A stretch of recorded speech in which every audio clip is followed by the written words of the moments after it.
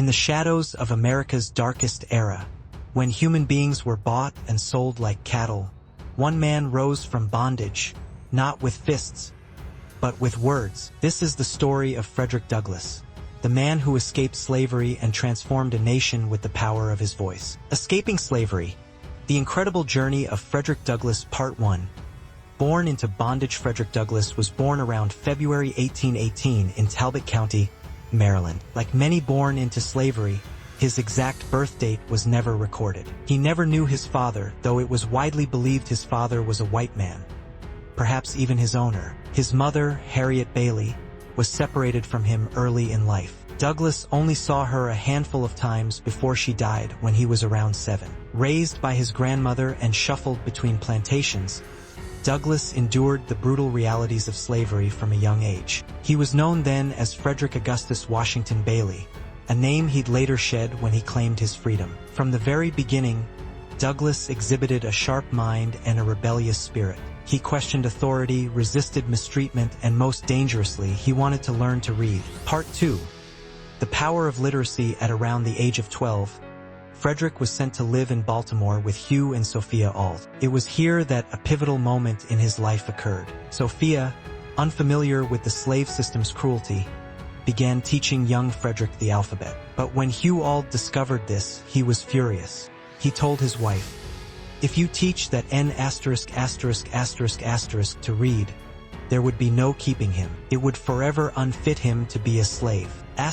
Those words lit a fire in Douglass. He later wrote, "From that moment, I understood the pathway from slavery to freedom." Douglass secretly taught himself to read and write, scavenging newspapers and books. He read The Columbian Orator, a book that taught him the power of persuasive language and ideas of liberty. Part 3. The harsh reality of slavery. Though his time in Baltimore was relatively less harsh, Douglass was eventually sent back to the plantations, and to a man known as Edward Covey as slave breaker. Covey's job was to destroy Douglass's spirit through violence and psychological torment. But Douglass fought back, literally. One day, Douglass physically resisted Covey, a turning point in his life. He wrote, "It rekindled the few expiring embers of freedom, and revived within me a sense of my own manhood." From that moment on, Covey never laid a hand on him again. Part 4. Planning the escape. As he grew older, Douglass became more determined to escape. He tried once and failed, nearly being sold to the Deep South. But fate intervened, and he was returned to Baltimore. It was there, working in the shipyards, that Douglass plotted his escape. On September 3, 1838, disguised as a sailor and carrying borrowed identification, Frederick Douglass boarded a train heading north. He traveled by rail and steamboat, heart pounding, eyes watching, never looking back. After nearly 24 hours, he arrived in New York City. He was free. Part 5.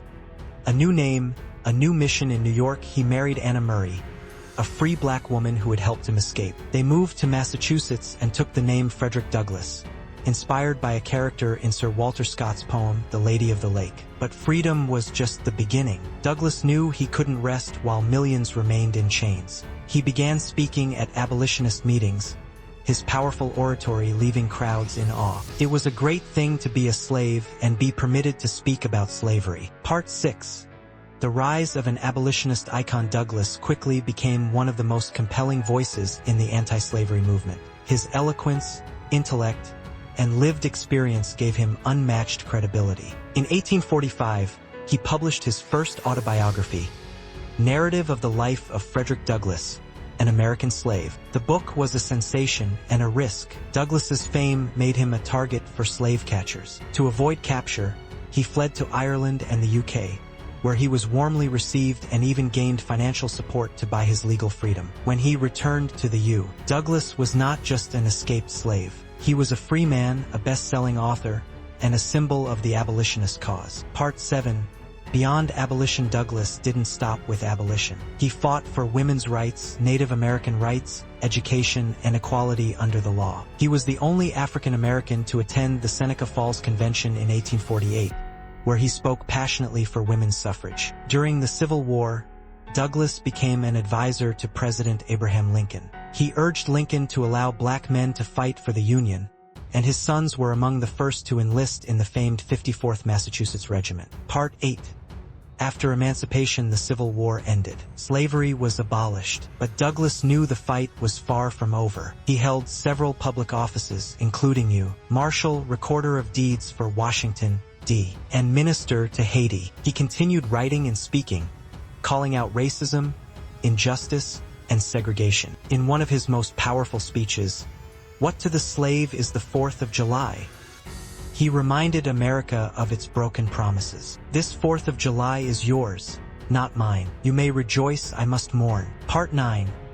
Legacy of a legend. Frederick Douglass died on February 20th, 1895, at the age of 77. But his words, his courage, and his legacy live on. From an enslaved child who was forbidden to read, to a global icon who spoke truth to power, Frederick Douglass remains one of the most important figures in American history. His life proves that knowledge is power, and freedom is worth any cost. Frederick Douglass once said, "If there is no struggle, there is no progress." His incredible journey from slavery to freedom changed the world, and reminds us all that even in the darkest moments, the light of hope and justice can shine through.